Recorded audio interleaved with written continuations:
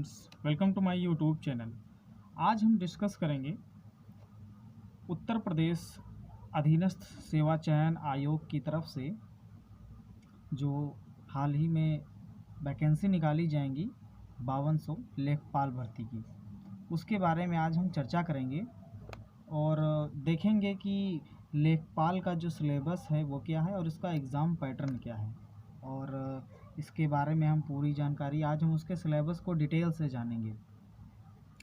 तो ये जो भर्ती है 5200 लेखपाल की, ये आपने अखबार में भी पढ़ा होगा कि लॉकडाउन के तुरंत बाद इसको निकालने पे चर्चा चल रही थी और अभी भी चर्चा चल रही है। उम्मीद है कि जल्द ही ये वैकेंसियाँ आ जाएंगी, लेकिन थोड़ी सी दिक्कतों की वजह से रुकी पड़ी हुई है। तो चलिए देख लेते हैं कि क्या है इसका एग्ज़ाम पैटर्न। तो लेखपाल की जो भर्ती की जिम्मेदारी है वो इस बार UPSSC को दी गई है, उत्तर प्रदेश अधीनस्थ सेवा चयन आयोग को, जो वीडियो की भर्तियां भी करवाता है।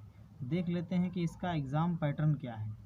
तो जो लेखपाल भर्ती का एग्ज़ाम पैटर्न है वो है, सबसे पहले ये जानेंगे किस प्रकार से क्वेश्चन आएंगे। तो इसमें सारे ऑब्जेक्टिव टाइप के क्वेश्चन आएंगे, सभी ऑब्जेक्टिव टाइप के रहेंगे। टोटल क्वेश्चन की संख्या जो यानी प्रश्नों की जो संख्या है, कुल प्रश्न कितने होंगे, 100 होंगे, और टोटल मार्क्स 100 यानी कि 100 ही होंगे, यानी कि 100 प्रश्न आएंगे और 100 नंबर के आएंगे। और इसके लिए समय जो आपको मिलेगा वो 90 मिनट का मिलेगा, यानी कि 1 घंटा 30 मिनट का आपको समय दिया जाएगा। अब क्या क्या आएगा इसके सिलेबस के बारे में जान लेते हैं। तो जो हिंदी है आपकी वो 25 नंबर की 25 क्वेश्चन आएंगे, और गणित से आपके 25 नंबर के 25 क्वेश्चन आएंगे, और उसी प्रकार से जनरल नॉलेज के जो है जीके से आपके 25 क्वेश्चन आएंगे 25 नंबर के। उसमें करंट अफेयर्स भी आपका शामिल रहेगा, इसमें जो है आपका करंट अफेयर्स भी रहेगा, ठीक है। और इसके बाद में आपका विलेज सोसाइटी एंड डेवलपमेंट, यानी कि ग्रामीण समाज और ग्रामीण विकास, ठीक है। ग्रामीण समाज और ग्रामीण विकास से भी 25 क्वेश्चन आपके पूछे जाएंगे। तो चलिए हम इसके जो है डिटेल में कोर्स को समझ लेते हैं कि डिटेल में क्या दिया है। इसमें पूरे कोर्स को हम डिटेल में जानेंगे अब। तो इसमें सबसे पहले हम डिटेल में जानेंगे सामान्य हिंदी के कोर्स को। तो सामान्य हिंदी में क्या क्या है देख लेते हैं। तो जनरल हिंदी जो आपकी है उसमें आपको क्या क्या पढ़ना है, अलंकार पढ़ने हैं, रस पढ़ने हैं, समास, पर्यायवाची, विलोम, तत्सम एवं तद्भव, तत्सम एवं तद्भव भी पढ़ना है। संधियाँ आपको आएंगी, वाक्यांशों के लिए शब्द निर्माण, जैसे कि एक वाक्य देता है उसके लिए एक शब्द का निर्माण करना होता है। लोकोक्तियाँ और मुहावरे भी आएंगे। वाक्य संशोधन भी आपका आएगा, जिसमें निम्नलिखित प्रकार की गलतियां हो सकती हैं, जैसे कि आपका हो गया लिंग की गलती हो सकती है, ठीक है, पुल्लिंग या स्त्रीलिंग की गलती हो सकती है, और जो है कारक की गलती हो सकती है, जैसे कि कारक हो गया जैसे आपका कर्ता ने कर्म को करण से, ठीक है, ये वाले। तो ये कारक की गलतियां हो सकती हैं। वर्तनी की भी गलती हो सकती है आदि। त्रुटि से संबंधित प्रश्न आएंगे। छंद और अनेकार्थी शब्द भी पूछे जाएंगे। तो ये था आपका हिंदी का सिलेबस। अब चलिए हम देख लेते हैं कि गणित के सिलेबस में आपका क्या क्या पूछा जाएगा। तो गणित की अगर बात करी जाए तो गणित में आपका आ सकता है नंबर सिस्टम। सबसे पहले आपका नंबर सिस्टम यानी संख्या पद्धति हो जाता है। दूसरे नंबर पे आपका अंक गणित का ये हम बता रहे हैं, ठीक है। अंक गणित में आपका और क्या आएगा, तो परसेंटेज आएगा, और आपका आंकड़े आ सकता है, ठीक है, जिसे आप बंटन कहते हैं, यानी कि स्टैटिक्स, और क्लासिफिकेशन फैक्ट्स मतलब तथ्यों का वर्गीकरण भी आएगा। आवृत्ति से क्वेश्चन आएंगे, और आवृत्ति वितरण हो गया। तालिका बनाना यानी कि टेबुलेशन, और आपका संचयी आवृत्ति भी आ सकता है। तथ्यों का निरूपण यानी कि formulation of facts, bar chart यानी बार चार्ट आपका आएगा, पाई चार्ट आएगा, ठीक है। बार चार्ट और पाई चार्ट दोनों है, कभी कभी पाई चार्ट दिया होता है, बार चार्ट नहीं होता है। हिस्टोग्राम भी आपका इसमें पूछा जाएगा। इसके बाद में देख लेते हैं और क्या क्या है मैथमेटिक्स में। तो ये था आपका पोर्शन जो था वो अर्थमेटिक का था। अब हम देखेंगे कि अलजेब्रा का क्या मेथड है।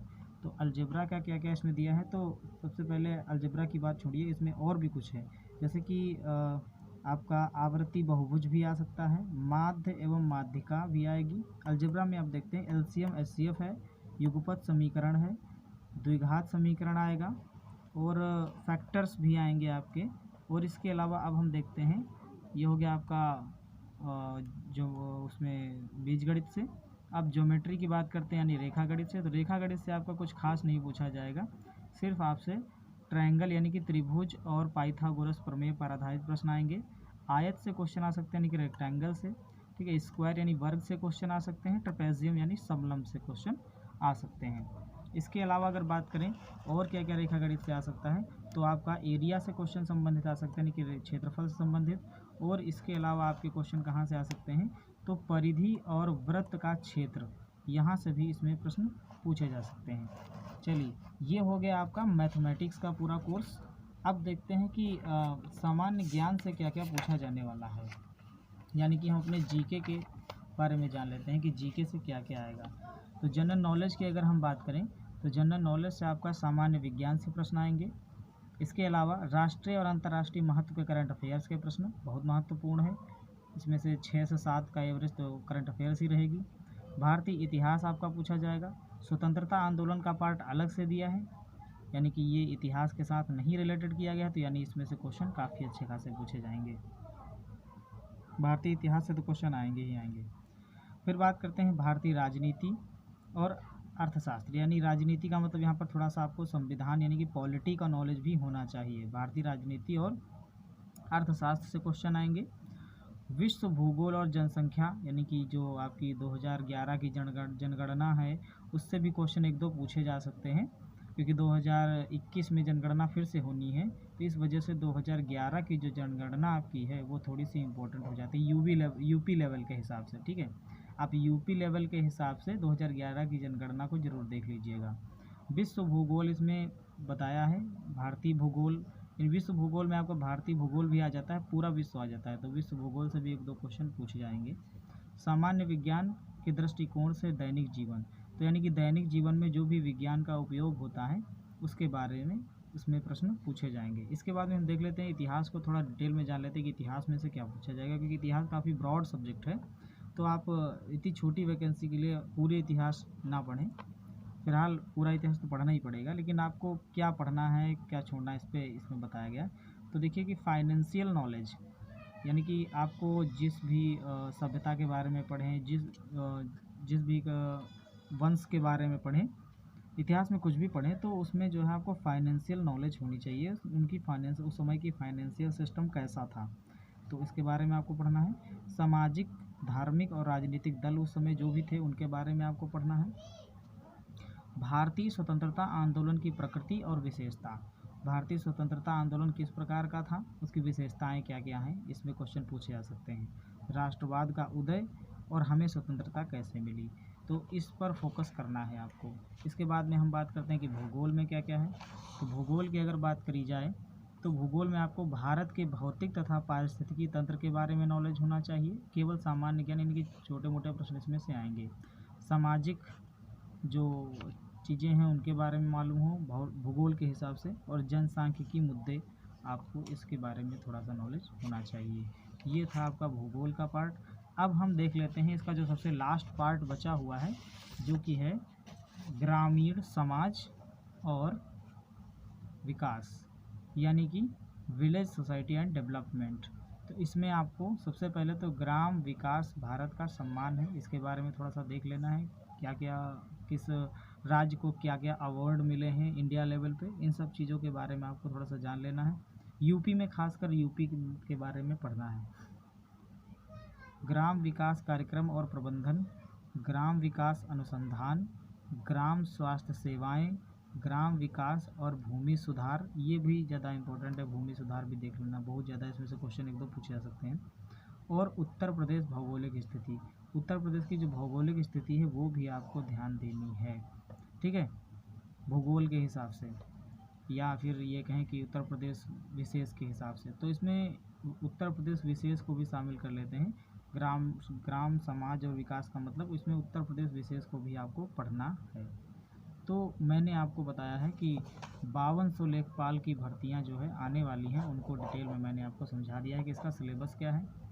ये भर्तियां जल्द ही आ जाएंगी, आप अपनी तैयारी मजबूत रखिए। बड़ी नौकरी आप बाद में भी हासिल कर सकते हैं, जैसे मान लो आपको IAS या PCS बनना है, ठीक है, तो आप उसको बाद में भी कर सकते हैं, लेकिन अभी ज़रूरी है कि आप अपनी जान बचाएं, ठीक है, क्योंकि सरकारी नौकरी की बड़ी मारा मारी है, जान बचाना बहुत ज़रूरी है। ये जो 5200 लेखपाल भर्ती आ रही है, ये आपकी जान बचाएंगे, तो डट कर मेहनत करिए।